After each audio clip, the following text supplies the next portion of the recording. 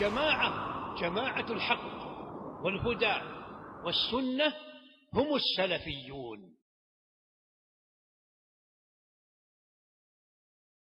إن الحمد لله نحمده ونستعينه ونستغفره ونعوذ بالله من شرور أنفسنا ومن سيئات أعمالنا. من يهده الله فلا مضل له ومن يضلله فلا هادي له. وأشهد أن لا إله إلا الله وحده لا شريك له وأشهد أن محمدًا عبده ورسوله. يا أيها الذين آمنوا اتقوا الله حق تقاته ولا تموتن إلا وأنتم مسلمون.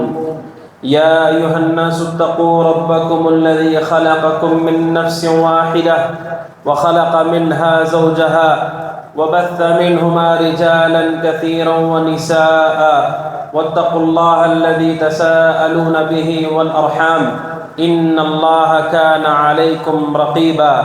يا أيها الذين آمنوا اتقوا الله وقولوا قولا سديدا يصلح لكم أعمالكم ويغفر لكم ذنوبكم ومن يطع الله ورسوله فقد فاز فوزا عظيما. أما بعد فإن خير الحديث كتاب الله وخير الهدي هدي محمد صلى الله عليه وسلم وشر الأمور محدثاتها وكل محدثة بدعة وكل بدعة ضلالة وكل ضلالة في النار. فأعوذ بالله السميع العليم من الشيطان الرجيم من همزه ونفخه ونفثه. قل إن كنتم تحبون الله فاتبعوني يحببكم الله ويغفر لكم ذنوبكم والله غفور رحيم.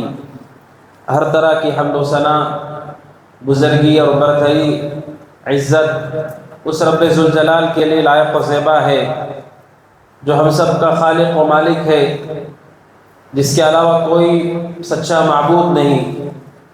اسی کے لیے کمال ہے، جمال ہے، اسی کے لیے حمد ہے، دنیا میں، آخرت میں، ابتدا میں، انتہا میں. جو اول ہے اس سے پہلے کچھ نہیں ہے، آخر ہے اس کے بعد کچھ نہیں، اور وہ ہر چیز پر قدرت رکھنے والا ہے.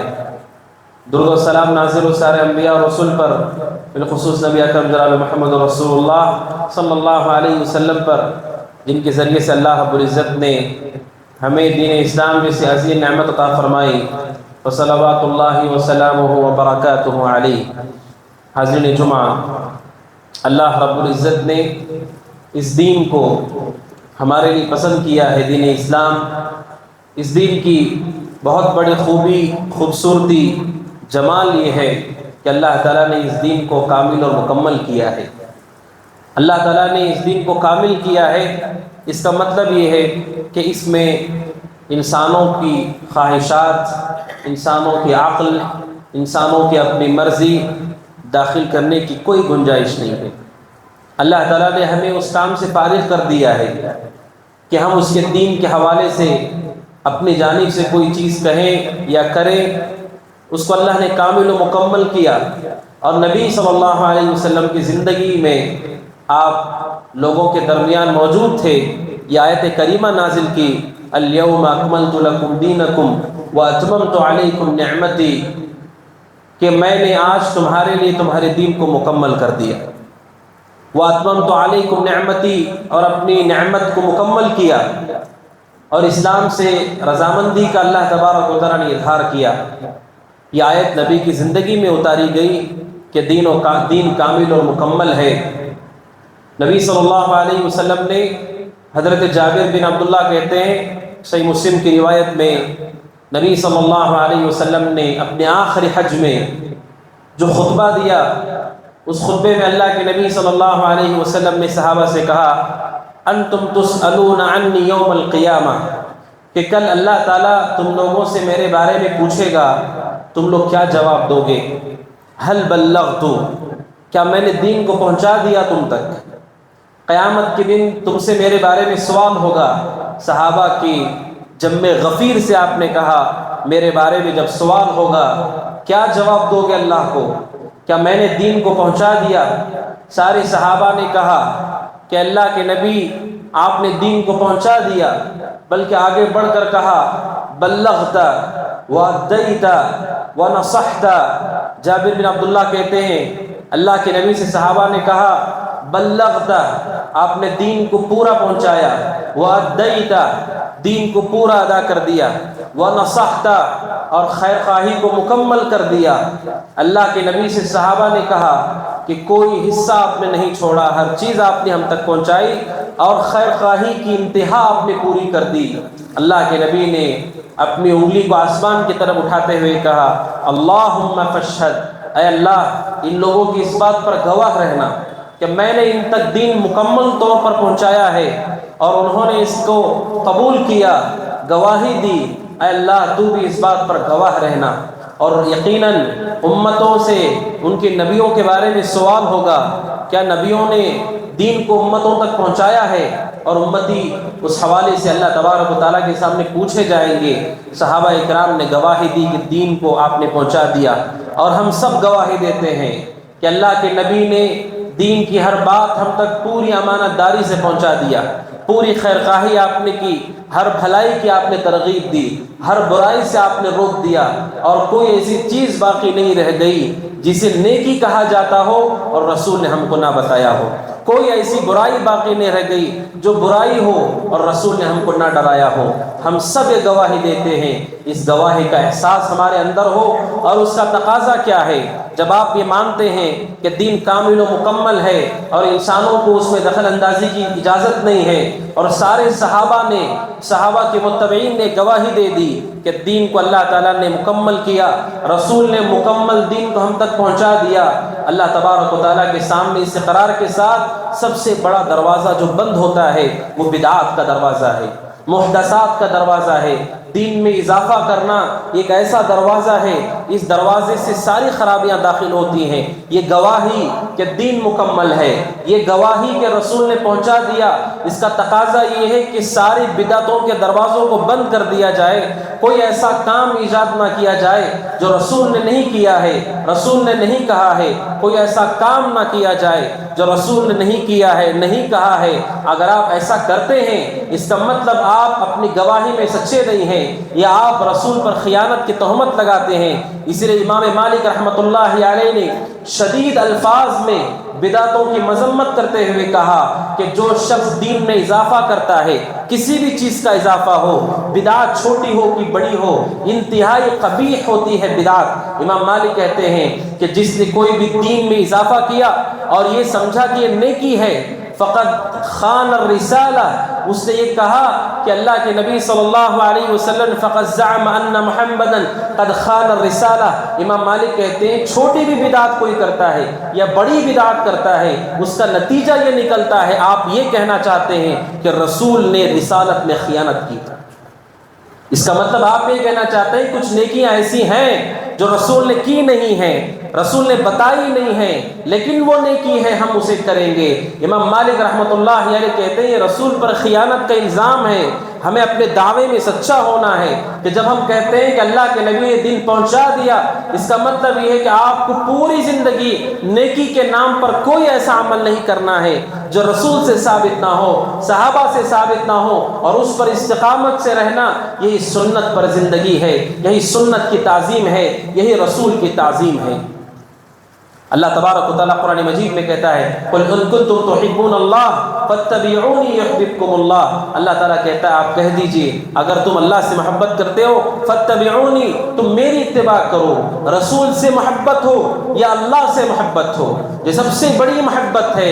دونوں محبتوں کا تقاضا ایک ہی ہے، چاہے آپ رسول سے محبت کرتے ہوں یا اللہ سے محبت کرتے ہوں، تقاضا ایک ہے فَاتَّبِعُونِی، میری اتباع کرو، میرے پیچھے چلو، یحببکم اللہ، اللہ تم سے محبت کرے گا، وَیَغْفِرْ لَکُمْ ذُنُوبَکُمْ، اور اللہ تعالیٰ تمہارے گناہوں کو معاف کرے گا، وَاللَّهُ غَفُورٌ الرحیم، اور اللہ تعالیٰ گناہوں کو معاف کرنے والا اور رحم کرنے والا ہے۔ محبت کا تقاضا اتباع ہے، اور یقین جانیے دعویٰ کرنا دنیا کی سب سے آسان چیز ہے، سب سے آسان چیز ہے۔ کوئی یہ کہہ دے کہ میں بہت امانت دار ہوں، جب امانت رکھی جائے گی تب پتہ چلے گا امانت دار ہے۔ کوئی کہہ دے میں با اخلاق ہوں، اس سے معاملہ کر کے دیکھیے پتہ چلے گا با اخلاق ہے کہ نہیں ہے۔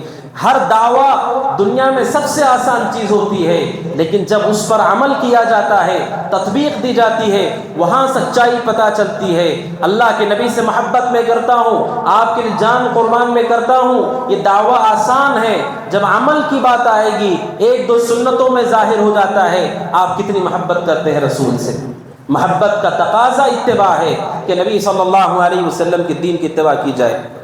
اور بڑے افسوس کے ساتھ یہ کہنا پڑتا ہے کہ جب لوگوں نے ان بنیادوں کو چھوڑ دیا، دین کے کامل ہونے کا عقیدہ اور رسول کی امانت کی ادائیگی کا عقیدہ، جب یہ عقیدہ کمزور ہوا، امتوں کے اندر بدعتیں داخل ہوئی، ایسی چیزیں داخل ہوئی جس کو نہ رسول نے کیا ہے نہ کہا ہے۔ نہ صرف یہ کہ ان چیزوں کو عبادت کہا گیا، بلکہ اسے معیار قرار دیا گیا۔ اگر آپ یہ نہیں کرتے پھر آپ اللہ کے رسول سے محبت کہاں کرتے ہیں؟ اگر آپ یہ نہیں کرتے تو پھر کہاں آپ اللہ کے نبی کے صحابہ سے محبت کرتے ہیں؟ میرے بھائیوں، بدعت کی خطورت ہے، بدعت کی خطرناکی ہے۔ اس لیے سفیان ثوری رحمۃ اللہ علیہ کہتے ہیں المعصیۃ احب البدعۃ احب الی ابلیس من المعصیہ، کہ شیطان کو گناہوں سے زیادہ بدعت پسند ہے۔ شیطان کو گناہوں سے زیادہ بدعت پسند ہے۔ آپ یہ نہ سوچیں کہ شیطان کو زیادہ دلچسپی گناہ کے کام کرانے میں ہے، شیطان کو زیادہ دلچسپی اور محبت بدعات کرانے میں ہے۔ کیوں؟ جب آدمی بدعات کرتا ہے، نہ کرنے والے کو احساس ہے نہ کروانے والے کو احساس ہے کہ یہ گناہ ہے، بلکہ وہ تو ثواب سمجھ کے کر رہے ہوتے ہیں اور نتیجے میں کبھی توبہ نہیں کرتے اس سے۔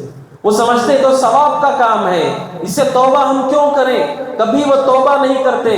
اور شیطان یہ چاہتا ہے کہ آدمی کی موت بری طور پر ہو، غلط چیز پر اس کا خاتمہ ہو۔ شیطان چاہتا ہے کہ لوگوں کا خاتمہ سوء ہو، برا خاتمہ ہو، اور وہ چاہتا ہے کہ دنیا سے رخصت ہو اللہ کی ناراضگی کے ساتھ۔ اور سب سے بڑا ذریعہ اس کے لیے بدعت ہے۔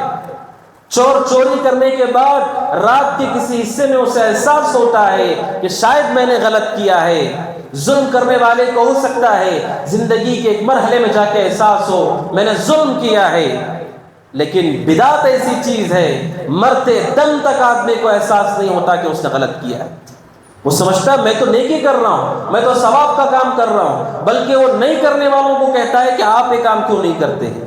اس لیے شیطان کی پوری توجہ، شیطان کی خواہش، محبت یہ ہے کہ لوگوں میں بدعتیں پھیلیں، لہٰذا بدعتوں سے چوکنا رہنا چاہیے، ہر عمل کو پرکھ کر دیکھنا چاہیے کہ شریعت اسلامیہ اس کے حوالے سے کیا تعلیم دیتی ہے۔ 12 ربیع الاول کا مہینہ ہے، اس مہینے میں جو لوگوں میں بڑا کام کیا جاتا ہے وہ 12 ربیع الاول کے دن کا اہتمام ہے۔ اسے لوگوں نے عید کہا ہے کہ یہ عید ہے، اس دن اہتمام ہوتے ہیں، اس دن جلسے ہوتے ہیں، تقریبات ہوتی ہیں، دعوتیں ہوتی ہیں، ملاقاتیں ہوتی ہیں، اور اس دن کو عید کا دن نام دیا گیا۔ آپ سوچئے عید بنانا، عید کو عید قرار دینا، یہ اللہ اس کے رسول کا کام ہے۔ اس دن کو عید کس نے کہا ہے؟ 12 تاریخ کو عید کس نے کہا؟ کیا قرآن مجید اسے عید کہتا ہے؟ کیا سنت رسول اسے عید کہتی ہے؟ آپ لوگوں کی جرت دیکھیے کہ جس کو اللہ عید کہتا ہے اس پر آپ ایک چیز ایڈ کرتے، استدراک کرتے ہیں، اللہ کی بات پر اپنی بات کو لاتے ہیں اور ایک اور چیز اضافہ کر کے کہتے ہیں کہ یہ بھی ایک عید ہے۔ شریعت میں 2 عیدیں ہیں سالانہ، ایک عید جو رمضان کے بعد آتی ہے، رمضان کی بڑی نیکی کے بعد وہ عید آتی ہے، دوسری عید بقرعید عرفہ کے دن کے بعد آتی ہے، بڑی عبادت کے بعد آتی ہے۔ 2 عیدیں 2 بڑی عبادتوں کے بعد اللہ نے مشروع کی ہیں۔ 30 دن 29 دن روزہ رکھنے کے بعد عید کا دن آتا ہے۔ حاجی عرفہ کے میدان میں جا کر سب سے بڑا رکن پورا کرتے ہیں، اس کے بعد عید کا دن آتا ہے۔ آپ بتائیے 12 ربیع الاول یہ عید ہے، اس کو عید کس نے بنایا؟ اور اس دن کو اللہ تبارک و تعالیٰ یا رسول صلی اللہ علیہ وسلم نے کس عبادت کے بعد عید قرار دیا ہے؟ یہ لوگوں کی ہمت ہے کہ وہ اللہ تبارک و تعالیٰ کے دین کے حوالے سے اتنی بے باکی سے کام کرتے ہیں۔ اور لوگوں کے درمیان بہت ساری چیزیں مشہور ہیں۔ پہلی چیز یہ مشہور ہے کہ یہ عید ہے اور یہ خوشی کا دن ہے، عبادت کا دن ہے۔ کیوں؟ کیونکہ اکثر لوگ یہ مناتے ہیں، اکثر ملکوں میں مناتے ہیں. آپ کو بہت ساری تصویریں ملیں گی, بہت سارے ویڈیوز ملیں گے کہ ہر ملک میں منایا جا رہا ہے, ہر ملک میں اس کا اہتمام ہو رہا ہے. لہٰذا یہ عید ہے, یعنی لوگوں کا عمل کسی چیز کو دین بنا سکتا ہے, یہ بھی عقیدہ ہے لوگوں کے اندر. جبکہ قرآن کہتا ہے وَإِن تُطِعْ أَكْثَرَ مَن فِي الْأَرْضِ يُضِلُّوكَ عَن سَبِيلِ اللَّهِ, اے اللہ کے نبی اگر آپ لوگوں کی اکثریت کی, میجارٹی کی اتباع کریں گے تو آپ گمراہ ہو جائیں گے. قرآن کہتا ہے کہ اکثریت کے پیچھے جانے والا شخص گمراہ ہو جاتا ہے. اکثریت حق سے دور ہوتی ہے, اکثریت حق سے غافل ہوتی ہے. شریعت اللہ کے نبی کو کہتی ہے اگر آپ اکثر لوگوں کے پیچھے جائیں گے یضلوک عن سبیل اللہ, وہ آپ کو اللہ کے راستے سے گمراہ کر کے چھوڑیں گے. اور اللہ کے نبی نے ہمیں کیا تعلیم دی؟ لا یؤمن احدکم حتی اکون احب الیہ من والدہ وولدہ والناس اجمعین. محبت کا معیار یہ ہے کہ اس وقت تک کوئی آدمی مومن نہیں ہو سکتا جب تک میں اس کے نزدیک اس کے والد سے, اس کی اولاد سے اور جتنے لوگ پائے جاتے ہیں ان سب سے زیادہ اگر میں محبوب نہیں, وہ مومن نہیں ہو سکتا ہے. ہمارا معیار یہ ہے کہ اگر والد بھی بدعت کرتا ہو, اولاد بھی بدعت کرتی ہو, یا پوری دنیا مل کر بدعت کرتی ہو, رسول ہمارے نزدیک سارے لوگوں سے بہتر ہیں, آپ کا طریقہ سارے لوگوں سے بہتر ہے. یہ ایمان کا تقاضا ہے کہ والد ہو, اولاد ہو, والناس اجمعین, اور سارے لوگ ایک طرف کام کر رہے ہوں. رسول صلی اللہ علیہ وسلم کا طریقہ ان سارے لوگوں سے زیادہ ہمیں محبوب ہے.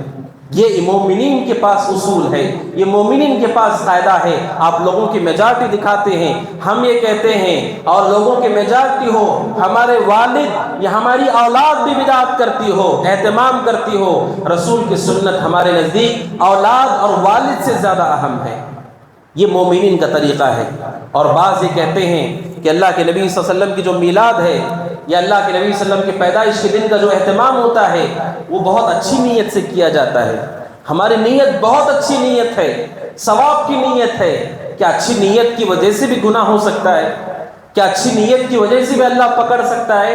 صحیح بخاری کی روایت ہے, ام المؤمنین عائشہ صدیقہ رضی اللہ عنہا کے پاس 3 صحابہ آئے اور 3 لوگوں نے آ کر اللہ کے نبی صلی اللہ علیہ وسلم کی عبادت پوچھی کہ اللہ کے نبی روزانہ کیا عبادت کرتے ہیں, کیسی عبادت کرتے ہیں. جب ام المؤمنین حضرت عائشہ نے بتایا کہ اللہ کے نبی کی عبادت ایسی اور ایسی ہوتی ہے, صحابہ کو بڑا احساس ہوا کہ اللہ کے نبی کون ہیں. صحابہ کہتے ہیں نبی تو وہ ہیں جن کے اگلے پچھلے سارے گناہ معاف ہیں, آپ تو بخشے بخشائے ہیں. اس کے باوجود نبی اتنی عبادت کرتے ہیں, اتنا اہتمام کرتے ہیں, ہمیں تو اس سے زیادہ اہتمام کرنا چاہیے. 3 صحابہ, 3 بڑی شخصیتیں. صحابہ اکرام عام لوگوں کی طرح نہیں ہوتے ہیں. سب سے افضل ترین لوگ 3 لوگوں نے 3 عزم کیے, 3 ارادے کیے. اور ارادے کیا ہیں؟ ایک صحابی کہتے ہیں لا اصلی ولا ارقد, اصلی اللیل ولا ارقد, میں رات بھر نماز پڑھوں گا کبھی نہیں سوؤں گا, رات بھر نماز پڑھوں گا کبھی نہیں سوؤں گا. دوسرے صحابی نے عزم کیا لا اتزوج النساء, انسان نکاح کر کے مشغول ہو جاتا ہے, میں کبھی نکاح نہیں کروں گا, اللہ کی عبادت کروں گا. ایک صحابی نے کہا اصوم الدہر ولا افطر, میں روزانہ روزے رکھوں گا, کسی دن روزہ نہیں چھوڑوں گا, چاہے کوئی بھی دن ہو میں روزہ رکھوں گا. 3 صحابہ, تینوں کا عزم بڑی بڑی نیکیوں کا. ایک وہ ہے جو ہمیشہ روزہ رکھنے کی خواہش کرتے ہیں, ارادہ کرتے ہیں. ایک وہ ہیں جو رات بھر نماز کا ارادہ کرتے ہیں. ایک وہ ہیں جو نکاح سے دور ہو کر عبادت کا ارادہ کرتے ہیں. جب اللہ کے نبی کو پتا چلا علیہ الصلوۃ والسلام, اللہ کے نبی ممبر پر آئے اور آپ نے کہا کون ہیں وہ لوگ جو ایسی ایسی نیتیں کرتے ہیں؟ آپ نے کہا اما انی اخشاکم للہ اتقاکم لہ, آپ نے کہا خبردار میں سب سے زیادہ اللہ سے ڈرتا ہوں, خبردار میں تم میں سب سے زیادہ اللہ سے ڈرتا ہوں, سب سے زیادہ اللہ کی خشیت میرے اندر ہے.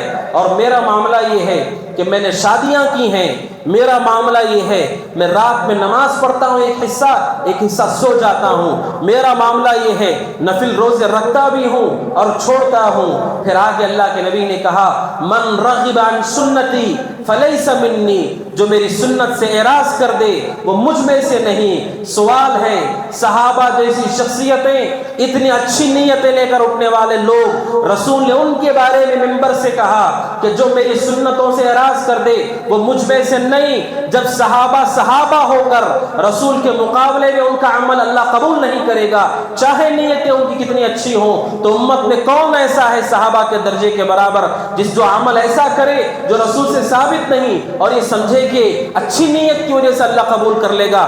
علماء کہتے ہیں اچھی نیت سے اگر کسی کا عمل قبول ہو جائے گا وہ صحابہ کا عمل قبول ہوتا، لیکن اللہ کے نبی نے کہا اس سے میرا کوئی تعلق نہیں، جو میری سنت کو چھوڑے اس سے میرا کوئی تعلق نہیں۔ آپ رات بھر نماز پڑھتے ہو صحیح، لیکن میں نے رات بھر نماز نہیں پڑھی۔ آپ زندگی بھر روزے رکھتے ہیں صحیح، میں نے زندگی بھر روزے نہیں رکھے ہیں۔ آپ کی یہ عبادتیں رسول کے مقابلے میں ہیں۔ اللہ تعالیٰ نہ صرف یہ کہ آپ کی عبادتوں کو رد کر دے گا، بلکہ آپ نے سنتوں کی تعظیم نہیں کی اور اللہ کے نبی نے کہا اس سے میرا کوئی تعلق نہیں۔ اچھی نیتیں کافی نہیں، اچھی نیتوں کے ساتھ رسول نے جیسے کیا ویسے کرنا ضروری ہے۔ یہ دو شرطیں ہیں عمل کے قبول ہونے کی، اچھی نیت، اللہ کو خوش کرنے کی نیت، اور دوسری بڑی شرط یہ ہے کہ رسول کے طریقے کے مطابق آپ کی عبادت ہو۔ آپ کی نیت کچھ بھی ہو، اس کے بعد آپ عمل کریں اور یہ سمجھیں کہ اللہ قبول کر لے گا، ایسا نہیں ہے۔ اللہ کے نبی کی سنت کے علاوہ اللہ کسی اور عمل کو قبول نہیں کرتا ہے۔ اور کچھ لوگ یہ بھی کہتے ہیں کہ ہم 12 تاریخ کو اللہ کے نبی کی یاد تازہ کرتے ہیں، آپ کو یاد کرتے ہیں، آپ کے تذکرے کو زندہ کرتے ہیں۔ سبحان اللہ، ورفعنا لک ذکرک، اللہ تعالیٰ کہتا ہے اللہ کے نبی ہم نے آپ کے نام کو بلند کر دیا ہے، آپ کی شان کو ہم نے بلند کر دیا ہے۔ امام مجاہد کہتے ہیں اللہ تعالیٰ کہنا چاہتا ہے ما ذکرت الا ذکرت معی، کہ اللہ تعالیٰ کہنا چاہتا ہے نبی آپ کی شان یہ ہے جہاں میرا ذکر ہوگا وہاں آپ کا بھی ذکر ہوگا۔ نبی کے تذکرے کو آپ کیسے زندہ رکھیں گے؟ اسے تو اللہ نے زندہ رکھا ہے۔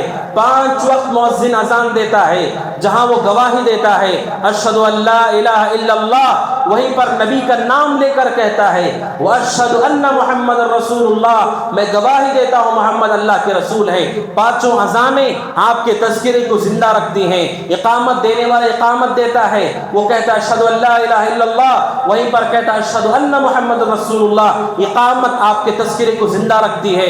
آپ نماز پڑھتے ہیں، کوئی نماز اس وقت قبول نہیں ہوتی جب تک نبی پہ درود نہیں پڑھا جاتا۔ آپ درود میں کہتے ہیں اللہم صلی علی محمد وعلی آل محمد، آپ ہر نماز میں اس نبی کا نام لے کر تذکرہ کرتے ہیں، اللہ تبارک و تعالیٰ کے نبی پر درود بھیجتے ہیں۔ آپ نمازوں میں اللہ تبارک و تعالیٰ نے آپ کے تذکرے کو زندہ رکھا ہے۔ خطیب خطبے کے لیے ممبر پر آتا ہے، اس وقت خطبہ ختم نہیں ہوتا جب تک وہ نبی کا نام نہیں لیتا۔ خیر الحدیث کتاب اللہ وخیر الہدی ہدی محمد، خطبہ جمعہ میں وہ کہتا ہے سب سے بہترین بات اللہ کی بات ہے اور سب سے بڑا سب سے افضل طریقہ رسول کا طریقہ ہے۔ اور 5 وقت کی اذانیں، ہر نماز کی اقامت اور ہر نماز میں پڑھنے والا نمازی آپ کے تذکرے کو زندہ رکھتا ہے۔ اللہ تعالیٰ اور اس کے رسول آپ کی اضافت شدہ چیزوں سے بے نیاز ہیں۔ ایک دن کے اس تذکرے سے اللہ بھی بے نیاز ہے اور اس کے رسول کی اس کی کوئی حاجت نہیں، اس لیے کہ اللہ نے آپ کے تذکرے کو بلند کر دیا ہے۔ آپ کیسے بلند کریں گے؟ آپ ایک دن میں یاد کریں گے؟ اللہ تبارک و تعالیٰ ایسی شریعت بنائی ہے کہ کوئی دن نبی کا نام لیے بغیر نہیں گزرتا ہے، کوئی دن مومن کا موحد کا نبی کا نام لیے بغیر نہیں گزرتا ہے۔ یہ تصور کرنا کہ ہم 12 تاریخ کو آپ کو یاد کریں گے، اللہ تعالیٰ اسے بے نیاز ہے۔ وَرَفَعْنَا لَكَ ذِكْرَكَ، اے نبی ہم نے آپ کے تذکرے کو بہت اوپر کیا ہے، بہت اونچا کیا ہے۔ اور بعض لوگ یہ کہتے ہیں کہ اللہ کے نبی صلی اللہ علیہ وسلم کے پیدائش کا دن یہ بہت بڑی نعمت ہے، یہ بہت بڑی نعمت ہے، لہٰذا نعمت کے شکر کے طور پر ہم یہ عمل انجام دیتے ہیں، نعمت کے شکریہ کے طور پر ہم یہ عمل انجام دیتے ہیں۔ سوال یہ ہے کیا یہ نعمت کا احساس صرف آپ کو ہے یا صحابہ کو بھی تھا؟ کیا صحابہ اکرام آپ سے زیادہ نبی سے محبت نہیں کرتے تھے؟ کیا صحابہ اکرام آپ سے زیادہ نبی کی تعظیم نہیں کرتے تھے؟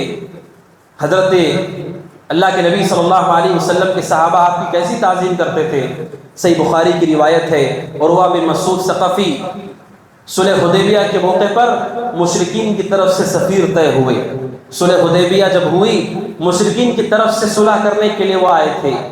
عروہ بن مسعود ثقفی جب آئے اور انہوں نے رسول کو دیکھا، صحابہ کو دیکھا، اس وقت کفر کی حالت میں تھے، واپس لوٹ کر مکہ والوں سے کیا کہتے ہیں؟ بخاری کی روایت ہے، عروہ بن مسعود ثقفی کہتے ہیں، اے مکہ والوں، میں نے محمد کو اور محمد کے صحابہ کو دیکھا ہے۔ کافر شخص نبی اور صحابہ کو دیکھ کر مکہ واپس جا کر بتاتا ہے کہ صحابہ کی تعظیم کیسی تھی۔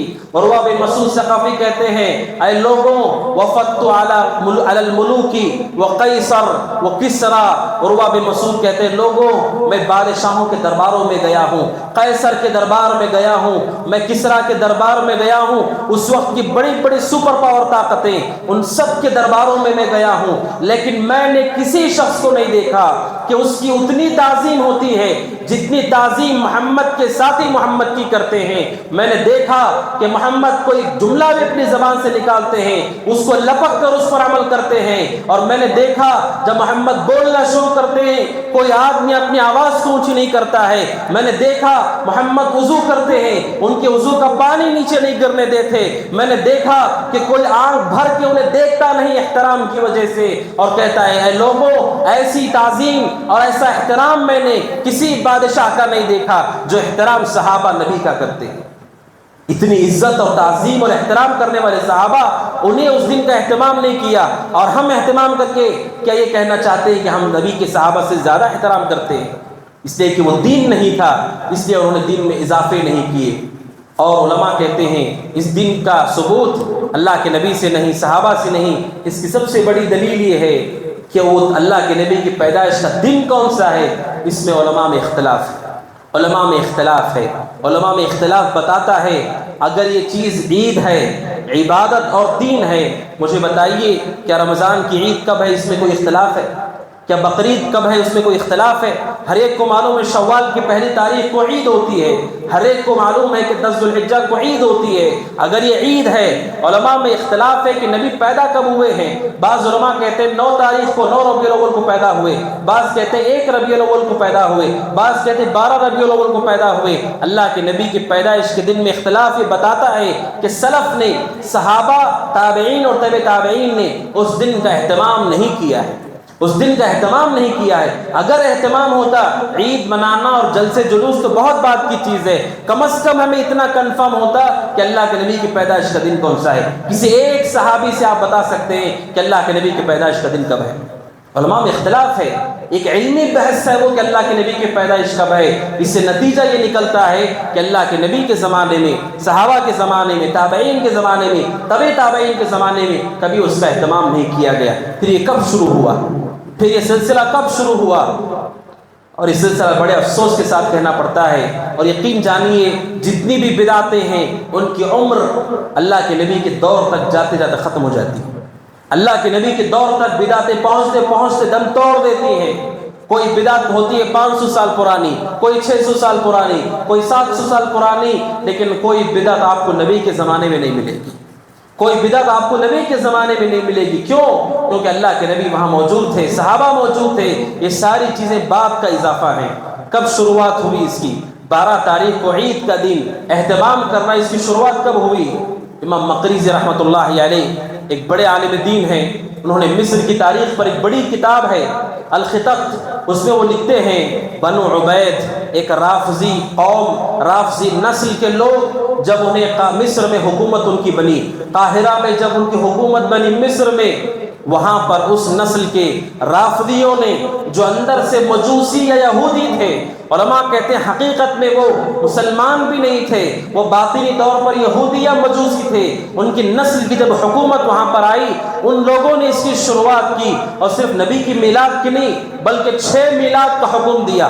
جب ان کی حکومت وہاں بنی 4 صدی ہجری کے آخر میں 6 میلاد کا حکم دیا۔ نبی کی میلاد، فاطمہ رضی اللہ عنہ کی میلاد، علی رضی اللہ عنہ کی میلاد، حسن اور حسین کی میلاد، 5 میلاد، اور 6ٹی میلاد جو بھی بادشاہ ہماری حکومت میں بیٹھا ہے اس کے دن کا بھی ویسا ہی اہتمام ہوگا جس طرح نبی کی پیدائش کے دن کا اہتمام ہوتا ہے۔ 6 میلاد ایک ساتھ شروع کرائی گئی ہے مصر میں 4 صدی ہجری کے آخر میں، جب رافضیوں کی حکومت آئی مصر میں قاہرہ میں، انہوں نے اس کو شروعات کیا ہے۔ جس سنت کی شروعات رافضیوں سے، بدعتی اور مجوسی یہودیوں سے ہو، آپ سوچئے کہ آپ اس کے ذریعے سے کتنا اللہ کا تقرب پا سکتے ہیں۔ اس کے بعد صلاح الدین ایوبی رحمۃ اللہ علیہ کے 6 صدی ہجری میں ان کی طاقت سے، ان کی قوت سے اللہ تعالیٰ نے مصر میں ان کی حکومت کو ختم کر دیا۔ جب حکومت ختم ہوئی تو یہ میلاد کا سلسلہ بھی ختم ہوا۔ پھر بعد میں عراق میں اس کو دوبارہ زندہ کیا گیا بعض صوفیہ کی طرف سے۔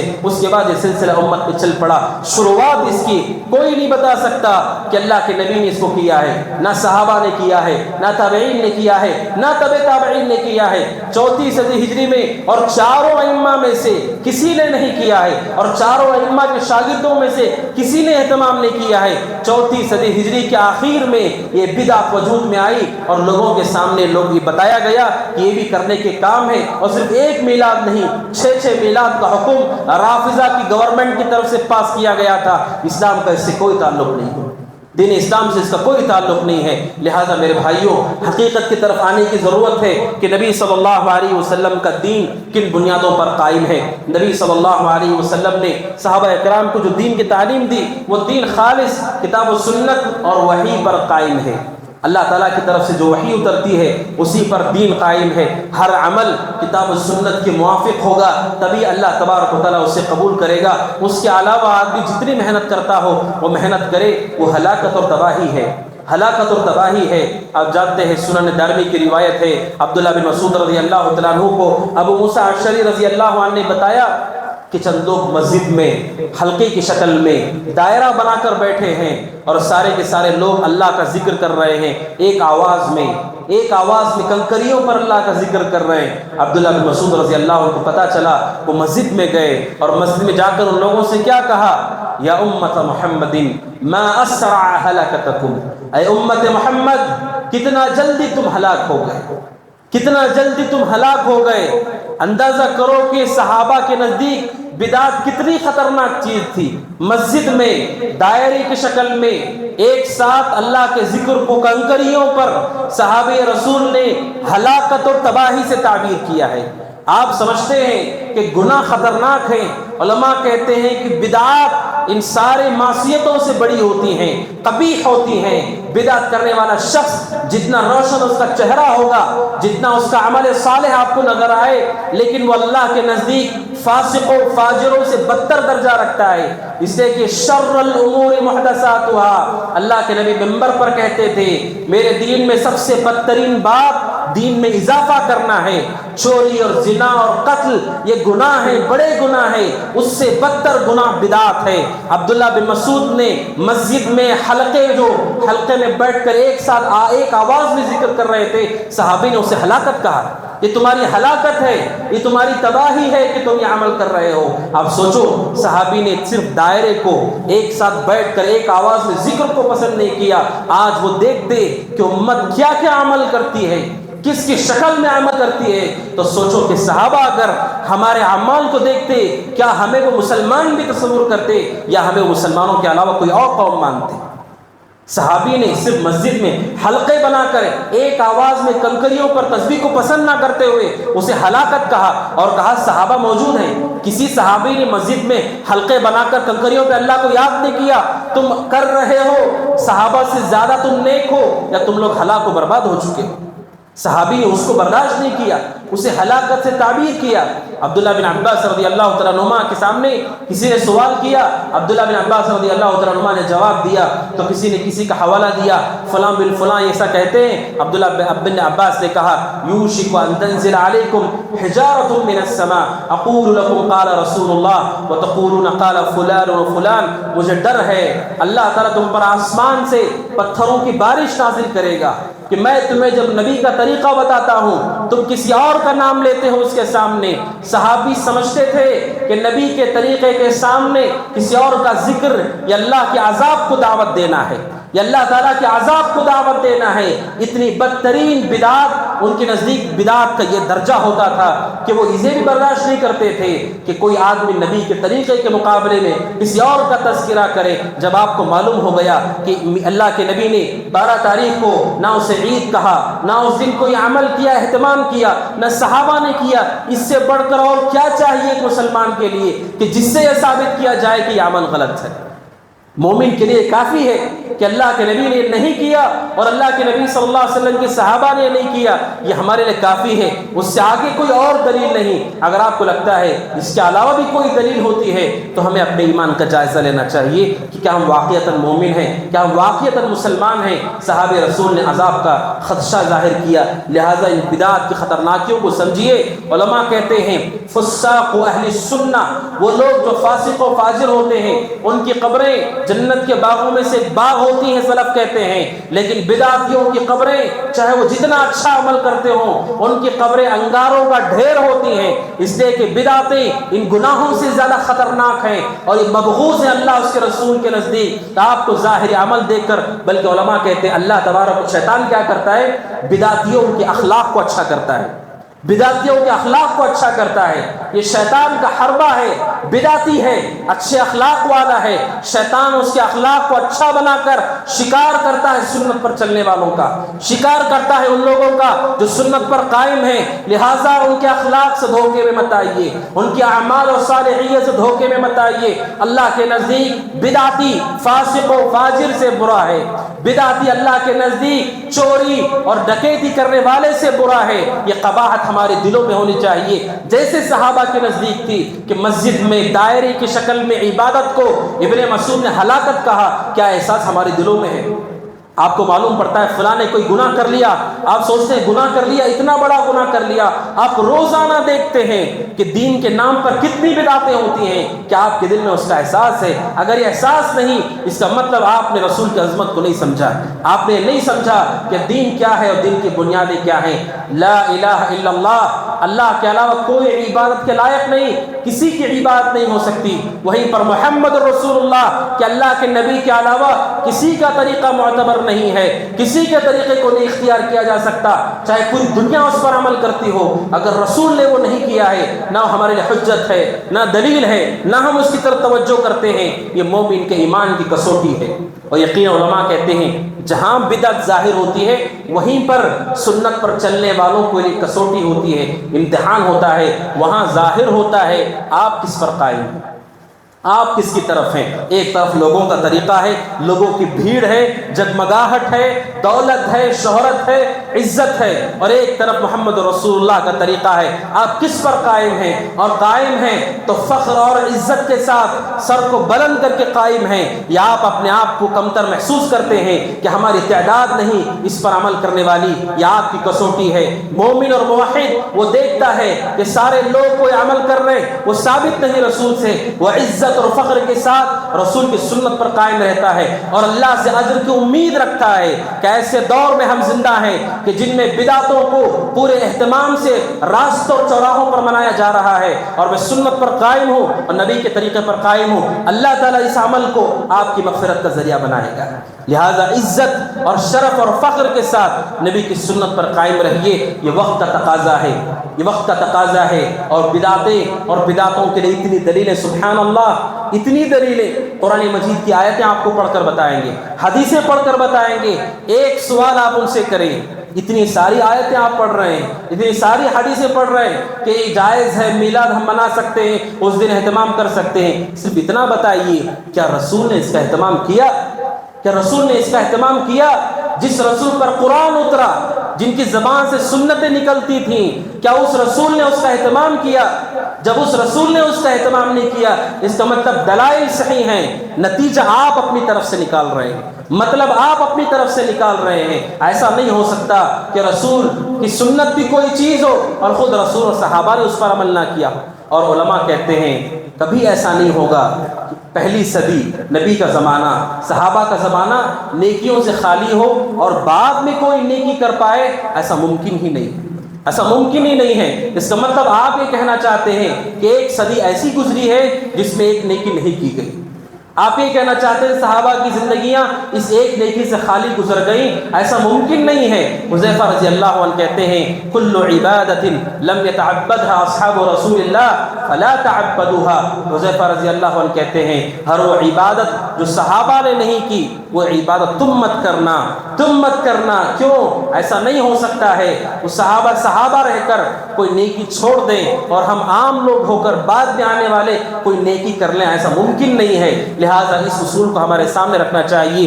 عبادت وہی ہے جو اللہ کے نبی صلی اللہ علیہ وسلم نے بیان کیا، اور وہیں پر بدعت کافی ہے قباحت کے لیے، اس سے بڑھ کر اس بدعت کے ساتھ آپ کو شرکیات ملیں گی، اس کے ساتھ آپ کو شرکیات ملیں گی کہ ان دن میں کیا کیا جاتا ہے۔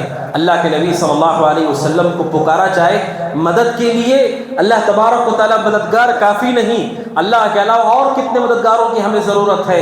اللہ کے نبی کو پکارا جائے مدد کے لیے، شرک کی ایک شکل۔ اس کے علاوہ موسیقی اور قوالیاں اور گانے اور بجانے، یہ بھی ایک الگ سے گناہ، یہ بدعت کافی ہے۔ اس بدعت کے ساتھ شرک کی ملاوٹ، اور اس بدعت کے ساتھ کبیرہ گناہوں کی ملاوٹ، اور مرد و زن میں اختلاط اس کی ملاوٹ، اور اس کے علاوہ غلو، اللہ کے نبی کی شان میں غلو اس کی ملاوٹ۔ آپ سوچئے گناہ کا کتنا اندھیرا اور گناہ کی کتنی سختی ہم تیار کر رہے ہیں۔ اللہ کے نبی صلی اللہ علیہ وسلم منع کیا، اور علماء کہتے ہیں کہ انبیاء کی پیدائش کا دن منانا یقیناً یہ مشابہت ہے یہود کی، یہ مشابہت ہے نصارہ کی، اس لیے کہ قرآن مجید میں کہیں پر بھی کسی نبی کی پیدائش کا دن ذکر نہیں کیا گیا ہے، نہ کسی سنت میں نبی کی پیدائش کے دن کا ذکر کیا گیا ہو اور عمل کرنے کے لوگوں کو کہا گیا، کہیں پر یہ ثابت نہیں۔ کس نے کیا ہے؟ نصارہ نے۔ عیسائیوں کے یہاں حضرت عیسیٰ علیہ السلام کی پیدائش عید کے طور پر وہ مناتے ہیں، اس کا اہتمام کرتے ہیں، یہودی نصارہ سے مشابہت ہے، اور وہ شان میں غلو کرتے ہیں عیسیٰ علیہ السلام کی، ہمارے یہاں بھی غلو ہوتا ہے، یہ عیسائیوں سے مشابہت ہے۔ اور آپ جانتے ہیں ایک نبی ایسے ہیں جن کی ولادت کا ذکر اللہ کے نبی نے خود کیا ہے۔ صحیح مسلم کی حدیث، اللہ کے نبی صلی اللہ علیہ وسلم جمعہ کے دن کے بارے میں فرمایا سب سے افضل دن جمعہ کا دن ہے۔ کیا ہوا اس دن میں؟ فیہ خلق آدم، اسی دن آدم کی پیدائش ہوئی ہے۔ آدم علیہ السلام کو اللہ نے جمعہ کے دن پیدا کیا ہے، اسی دن اللہ تبارک و تعالیٰ قیامت کو برپا کرے گا۔ اور اللہ کے نبی علیہ السلام نے صراحت سے کہا کہ جمعہ کے دن حضرت آدم کو پیدا کیا گیا۔